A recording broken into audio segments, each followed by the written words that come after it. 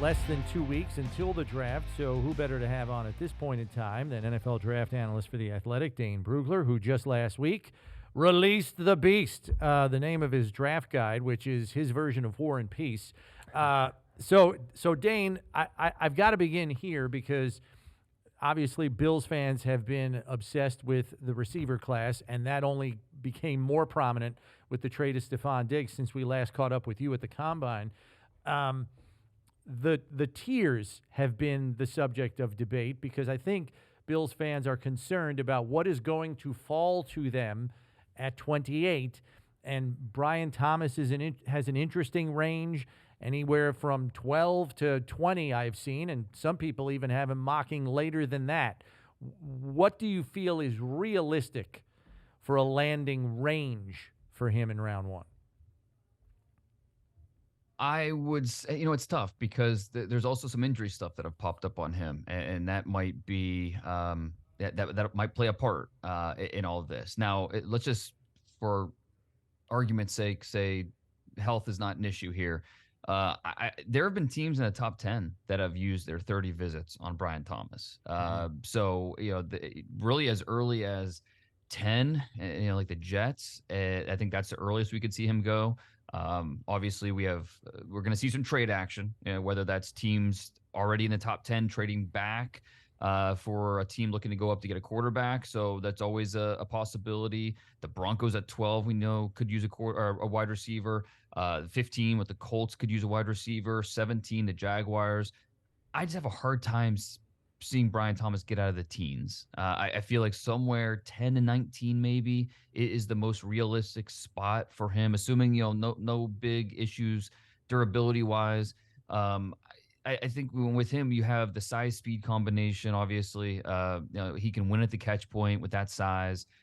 His route tree wasn't the most expansive when we talk about these college players, but I think there's a big difference between raw and inexperienced. He's more inexperienced than he is raw as a route runner. And to me, that's encouraging because it's not that he can't do it. It's just repetition and getting him to do it more. And so I think when you look at the top three receivers, obviously they're going to go Marvin Harrison Jr., Malik Neighbors, Rome Odunze, whichever order they end up going. Right. They're all going to be top 9 picks. And then, okay, what's the difference between, and I think most assume that Brian Thomas will be that fourth receiver, but the word consensus should never be mentioned in an NFL draft conversation because every team looks at these guys a little bit differently. So Adonai Mitchell, Ladd McConkey, where do these guys factor in for every team with these top receivers? And especially the Bills, where do they feel like Brian Thomas is clearly the fourth best receiver and maybe that true X that they really want on the outside? Or do they feel comfortable waiting and possibly seeing who falls to them in the late first round or maybe even second, third round, where this is a draft where wide receiver, it's going to stretch. But at the same time, I think we're going to see these guys fly off the board. If we see 13, 14, 15 receivers in the first 2 rounds, I don't think it'd be very surprising. Yeah, and then just quickly for our listening audience, what is the injury concern with Thomas? I don't know. That just came up this morning. Someone gave me a heads up like, hey, it might be something injury. So I even hesitate to put it out there. But it's something that and honestly, I hate this time of year because this is when the medical rechecks happen and some of this stuff starts to leak out. And it's injuries, or if a player falls, more times than not, it's because something popped up with the injuries where, maybe he played in every single game, but there was something, with pre-existing injury or condition, or you never know. And that's kind of the unknown that all of us on the outside are reliant on just the information we get and trying to figure out how much of a factor it is for every team. So congratulations again on getting this thing finished, this comprehensive scouting class, this draft class coming up. And because of your exhaustive research, you do this thing every year. Can you give this draft class, because every team kind of gets myopic about which positions and which guys they need to do. Give us a personality of this whole draft class. Why is this draft different or unique from recent draft classes we've seen come out? Is it different? Yeah, I mean, every draft class has its own identity, its own. When we think of a certain draft class, I think we think of certain things. A lot of times it's quarterback driven. That drives the conversation. It drives how we remember draft classes. And that'll be especially true this year with the quarterbacks at the top, obviously. Caleb Williams will be a Chicago Bear at the number 1 pick. And then, of course, the intrigue, which quarterback goes to the Commanders? Are the Patriots going to take a quarterback at 3? And if so, which one? And then when's that 4th quarterback come off the board? And even you look back at the 5th and 6th quarterbacks, Michael Penix, Bo Nix. When are they sneaking in that 1st round? Are they going to be 2nd-round picks? So a lot of intrigue with the quarterbacks. But I think one of the big themes this year will be the premium positions going early. So the 1st round is going to be made up of a lot of quarterbacks, a lot of receivers, a lot of offensive tackles, and then with a few corners mixed in there, a few edge rushers mixed in there, that's going to make up 90% of the 1st round. And so not that that's totally, foreign to most 1st rounds, but this year, I mean, Brock Bowers will get in there, but no running backs, probably no linebackers. You never say never. Maybe a Junior Colson from Michigan could sneak in there, but likely no linebackers in the 1st round. And then even defensive tackle. And we'll see 1 or 2 defensive tackles go in there. But for the most part, this will be a draft of the premium positions because the talent warrants it, but also because edge rusher, tackle, those 2 positions especially kind of drop off a little bit after that 1st round. So you don't want to be playing musical chairs and left without a chair if you really are looking to come out of this draft with an offensive tackle, with a pass rusher. Corner will stretch, wide receiver will stretch. Those are 2 pretty deep positions this year. But edge rusher, tackle, the premium positions that teams are really targeting, those positions don't. And so we'll see them go early. So, Dane, on your receiver rankings, we know there are players that are sometimes the subject of wide-ranging opinion. And Steve and I are like big fans of Xavier Legette, like the physical specimen that he is. I know some people have comped him to A.J. Brown, right, wrong, or indifferent. And then he has a monster workout where he runs sub 4.4 at 221 pounds and jumps out of the gym. You've got him as your 14th receiver on your board, and you have him projected somewhere in round 3. There are some that believe he could go as early as the end of round 1. Where do you come? Why do you come down on him as, a day 2 prospect, number 1, and what kind of knocks, if there are any, do you have on him as a skill set? Well, and this is a perfect example of, again, why the word consensus should never be used, because how you guys feel about him and how I feel about him, I think, is pretty reflective of how some teams feel about him. There are some teams that really like Legette. Other teams are out. They don't believe in the player. And I like Legette. I like him as a 3rd-round player, right around pick 75. That, to me, that's where his value is. But if he ends up going earlier, if he sneaks into the top 50, I wouldn't be completely surprised, because obviously the strengths of his game are pretty obvious. He's a good-sized player. He's 6'1", 220, ran in the 4.3s, obviously has outstanding speed. There are some questions about, why did it take until his 5th year on campus to really break out? He was an afterthought in that offense for the first 4 years. Why did it take until that 5th year? His route running is in a straight line. You want him on those runway routes. So if it's not a vertical route, slants, overs, where he can catch and run and just show off that speed. But can he really add the branches to the route tree that teams need, that teams are looking for him to be more than just a specific type of receiver? And I think that's where my issues with him kind of creep in.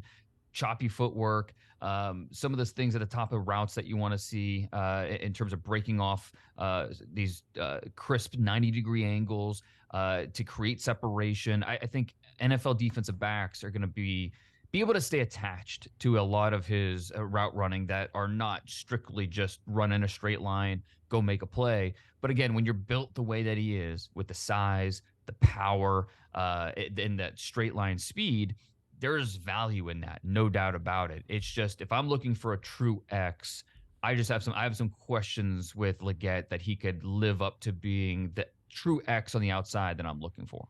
So the Bills have been tagged, rightfully so, as in the wide receiver market in this draft. But they've got, and of the 10 picks they've got, 8 of them are after 128. 128 and below. So they've got 2 picks inside the 128, first 128 guys taken. When you get down into 128, 133, 144, 160, 160, what kind of position group do you feel you're going to still be neck deep in good talent? Yeah, it's tough because that's a lot of waiting. A lot of players are going to come off the board. But before you get to that point, I do think receiver will stretch where, even when you get to the 4th round, 5th round, you're going to feel good about some of the receivers still on your board. Now, obviously, that's not saying they should wait until you get to the 120s in the 5th round and later on to draft your receiver. Better chance we see them draft receiver early. But if they were to double up in this draft, I think the Bills would feel really good about, if they want that more of a slot receiver, you can go with the Jacob Cowing from Arizona. If you're looking for a big body player, does Johnny Wilson from Florida State make it that far? A vertical presence, Anthony Gold from Oregon State. More of a possession player than, maybe a Luke McCaffrey from Rice. So I think once you get to day 3, receiver, if they look to double up at the receiver position, there will be plenty of options that potentially make sense. I think corner and really defensive back as a whole is a need for this team and not just for 2024, but as you look, every GM has a 2025 roster somewhere, whether it's on the board, it's on their computer, whatever. They have what a 2025 roster and depth chart looks like. And so what does that corner depth chart look like in 2025 for the Bills? So it's not just this year. You're drafting for the next 3-4 years. We could see them go corner. If they don't go corner in the first 2 days, I think that is a position that they could get later on. I think it's a position, especially the bigger corners, guys like Cam Hart from Notre Dame, DeCamerion Richardson from Mississippi State, Kyrie Jackson from Oregon. Some of these guys that, again, if you're drafting a player this late, you're sacrificing something. There's something about their profile that is a reason they didn't go earlier, but they have talent. And so the corner position will stretch, and there'll be a lot of options if they wait until that day 3 range. And then and you transitioned me perfectly, Dane, because I did want to ask you about the safety class. We know that the Bills have plugged some holes, re-signing Taylor Rapp. They get Mike Edwards in free agency from Kansas City. He's presumed to be the odds-on favorite to be the starting free. But this safety class could offer them a nice influx of youth to the position as well. And what fascinates me about at least the top part of the safety class is you have some guys that fit the physical profile to a T, and then you have some other guys that might be a little short on size, maybe a little short on the clock, but either A, play bigger than that, or seemingly play faster than their time speed. Bullard is a guy that comes to mind for that. I know his teammate is further down the board considerably, but Tyke Smith is another undersized guy. Can you just maybe help me in terms of how you evaluate that safety class and slot guys that may not fit the physical profile, but based on what you see on tape, you think that they're going to be valued much higher by clubs? Yeah, and I think it depends, first off, what are you asking your safety to do? Having a clear understanding, because it's the same as receiver. We rank all these receivers in the same bucket, but we know they're all different. And, one hand you got like a Johnny Wilson who's 6'7" and 235 pounds next to a Jacob Cowing from Arizona who's 5'8", 180. I mean, these are the same. These two players play the same position, but they're going to be asked to do very different things. And it's the same thing at safety, where we're going to rank all these guys in the same bucket, but they offer different skill sets based off of scheme. And, are you looking for a true split safety, or do you want more of a nickel? And I think that's maybe the biggest differentiating factor as we try to separate these guys. Some of them can do a little bit of everything. Some are more specialized. And I think, the size speed combination certainly matters. That's teams care about the size speed because history tells us, there's certain thresholds. And that's why, in my opinion, the top safety this year is Jaden Hicks from Washington State. I think he fits a lot of what teams are looking for, not only size, he's 6'2", 215 pounds. He has speed. He ran 4.50 at the pro day. His 3-cone was outstanding at the combine. But I also think he has an all-around skill set where you want him to line up in the box. he can do that. He can be an intimidating presence. He can run the alley, make plays against the run. You want to make him plays in coverage. He has the athleticism to do that as well. Michael Penix didn't throw many interceptions this year, but you can throw on that tape and see Jaden Hicks cover a slot receiver and get one of those interceptions against Washington. So I think when you talk about versatility and the more you can do, Jaden Hicks from Washington State certainly stands out in that regard. And I think it's I want to see my safeties make plays. It could be tough when you scout these guys because you don't know exactly what they're being coached to do or what they're being asked to do on a certain play. Right. But if they're making plays, that usually translates to the next level. And so, Tyler Nubin with 13 career interceptions, or the most in Minnesota history, that's something that stands out. Cole Bishop, a little bit on the opposite. I love the talent and the traits with Cole Bishop, but I felt like his tape left me wanting a little bit more in terms of impact plays, both against the run and the pass. Now, maybe that could be fluky where he gets to the NFL and he starts making those impact plays. That's certainly possible because I think he has the talent and the makeup to do it. So safety can be a tricky position to evaluate. You have to try to get a really keen sense of what they're asked to do on film in college and see how that translates to your scheme. Dane, congratulations again. Man, appreciate you coming on, spending some time with us. Thank you, guys. Anytime.